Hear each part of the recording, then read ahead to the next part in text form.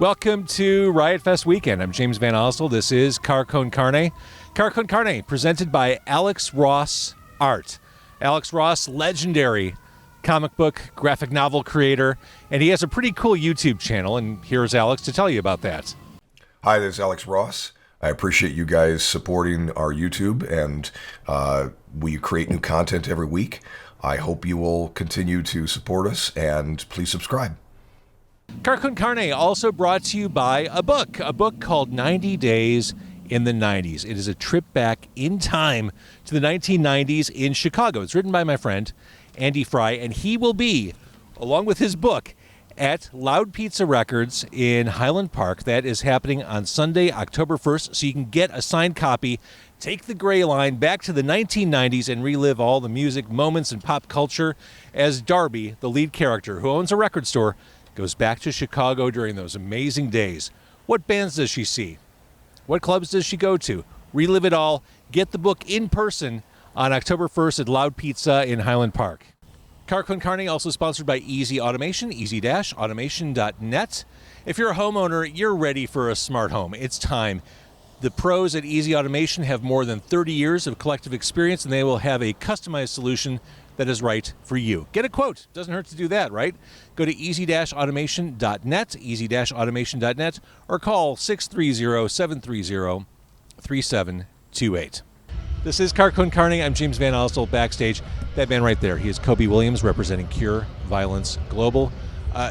We hear about violence. We see violence. Violence exists. It feels like an epidemic, Cobe, and I guess enter what you're doing. It's definitely an epidemic. Cure Violence Global is an organization that's been around over 20 years, and we stopping violence, shooting and killing all over the world. We're an international global organization. That's why it's called Cure Violence Global, because we helping stop this madness all over the world. So what we do every day is interrupt this transmission, helping people change their norms, change the community's norms, let people know you're not alone. So we educate people, and we provide new information to people to let them know that this violence can be stopped. A cynic or someone, a cynic might say, well, good luck with that. Like, what can good thoughts and positive messages do at this point? It feels like the train is so far down the tracks, it's almost hard to come back.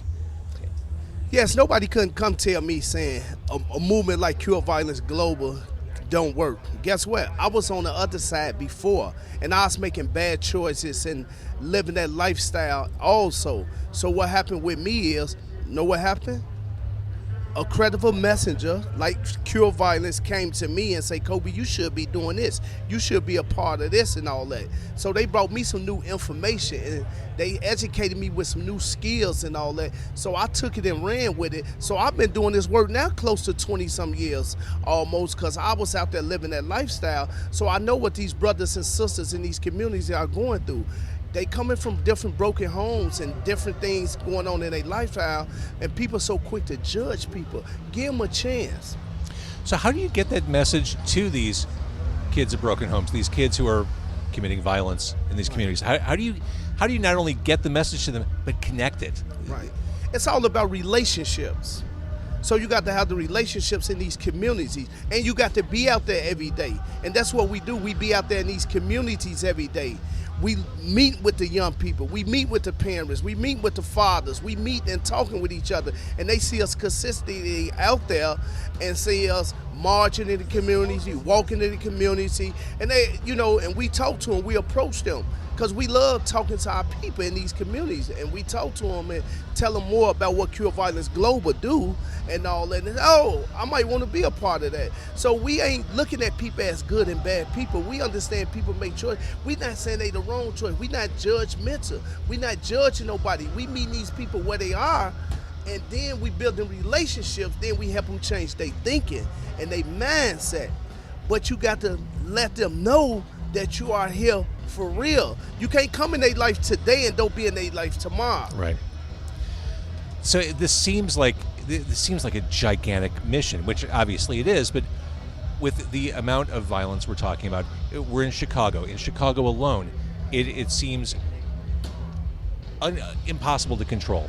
And that's just Chicago. Then you look at a city like, let's say, Philadelphia or St. Louis. Like, How I feel like you can never be staffed up enough with enough empathetic people to affect change. So we working with over 1,000 some people all over the world. We do a lot of work international also, so it's never enough. So we need support. Yes, we need funding. We need to keep putting boots on the ground to do this type of work every day, all day. So it's never enough. And you got to look at it like that. Sometimes if a person gets shot, think about how much they got to pay when they come through them hospital doors and all that. Yeah. So it's important to fund programs like Cure Violence Global, because that is important, because we are out here making a difference every day, saving life and being in the community and letting people know we really care, because it's needed.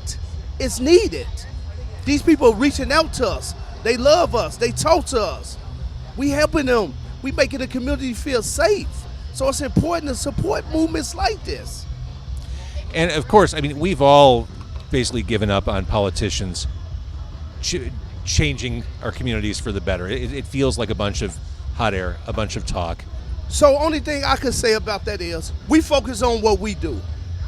We don't worry about what this person doing, that person doing. We stay in our lane and we just stay focused on it, because guess what? When you worry about what other people are supposed to be doing, you can't do your job correctly. So we stay on our lane, continue to build relationships, continue to be there for the youth, continue to help people change their thinking and mindset. But we not judging nobody. So people, it's okay. It ain't how you start, it's how you finish. Like I say early on, I was part of the problem, now I'm part of the solution. I get it. I came from a broken home. My mother wasn't there. My father was in prison. Nobody wasn't there. So I turned to the streets. So I learned a lot from the streets. So a lot of these brothers and sisters just don't have nobody they could turn to. So we try to do our best to keep our doors open for them and let them come talk to Cure Violence Global. Because we here and we gonna continue to do what we can to make these communities safe. Because we do love our communities and we love the people in the community, and we'll continue to focus on, like I say, we focus on stopping shooting and killing before it happened. Once it happened, we stop a lot of retaliation for keep coming back and forth. But you have to be out there, you have to be consistent, and you can't point the finger saying they are bad people. We ain't judging them. Cure Violence Global out here. So you turn things around for yourself, and you're putting good energy back into the community. Can you share or tell a story of another success from your organization, someone who you've worked with directly or someone who you're mentoring? Yes, man, I know a lot of success. It's been a lot of situation where somebody lost a close loved one, a close friend, or a close family member, or even a child to gun violence, and they're on the urge of talking about retaliation, and it's some of the interrupters, because we have violence interrupters, was able to intervene right then and talk that individual down. But the only reason they was able to talk that individual down because they had the relationship with them. That's the critical thing. They had the relationship with them, so they had to talk them down. But I'm saying it takes time, though. So you got the kid, we call it babysitting, right? It's like you stay in their ear, you study talking to them, you going to pick them up, you put them in the car with you, you riding around, you showing them something different. Because you got to remember, a lot of these young people ain't never been off the block. Right. They only been in their little box on the block, in the community and all that. So we was able to talk them down a lot of situations. And also in next year, July, I got a book coming out called Interrupted Violence. It's about my life, it's about the movement, and it's about a lot of great things that's doing all over the world with this, stopping this violence. I dedicated my life to doing this. Like I say, I was a part of it. Now I'm not a part of that. I'm a part of the solution, and I love being a part of the solution because I'm reaching out to a lot of young people all over the world. And also, we training people all over the world in this type of work. We training people. That's awesome. To do this. Yeah, I can't help. I'm looking around. We are in the cradle of white privilege. It's a bunch of people in a media tent. We're drinking free beer in the Lawndale neighborhood, a neighborhood most of these people wouldn't return to after Riot Fest is over. What are you doing to get the message out to people here? How do you get right. the VIPs engaged with this really important? Right, we got a good team. It ain't just Cure Violence. We got a good team out here working closely with us. Brought us to the table to be a part of this Riot Fest, and they helping us get the word out. So we out here networking, building relationships, introduction ourselves. We got a tent set up over there. So we out here working. We just trying to bridge the gap right now and let everybody know, because there's so many people know about Cure Violence, and there's a lot of people who don't know about Cure Violence. So we happy to be out here to get the word out. Right. And so if people want to contribute money or time, which I've got to think is valuable as well, what should they do? They should go to cureviolenceglobal.org. They can learn more about the violence prevention stuff we doing all over the world. They can learn more about Cure Violence history and all that. Cureviolenceglobal.org. They can see more information, and if they want to make donation or whatever they need to do. Awesome. Well, I can't wait to read the book. Yes, the book is going to be coming out. I'm going to make sure I stay in contact with you. Please. I'm going to promise you right here now a signed copy of the book so you could get it out there. I love that. Thank you so much. Well, I'm really, it's really encouraging to hear about the work you're doing, because like I said at the beginning, it's hard not to be cynical. We all see the same stories. We hear the same things, and there are times where you just kind of throw your arms up like, oh, I don't know where to go. And the last thing I say, never give up on nobody. Because sometimes, like I say, we spend more time with them. Might not reach them today, but might not be tomorrow. Might be Thursday, it might be a week later, but not to give up on nobody, to keep pushing and keep your presence felt.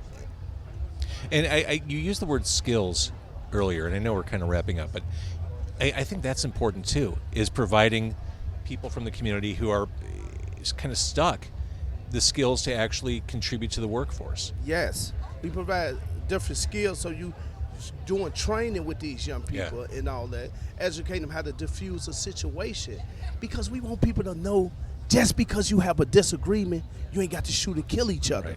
Right. We can work this out without violence. Right. So you got to show them that. That's how we say new skills, new information. I love that. Thank you for the work that you do. Thank you, and I'm glad you heard me. Cure Violence Global. Absolutely. Thank you.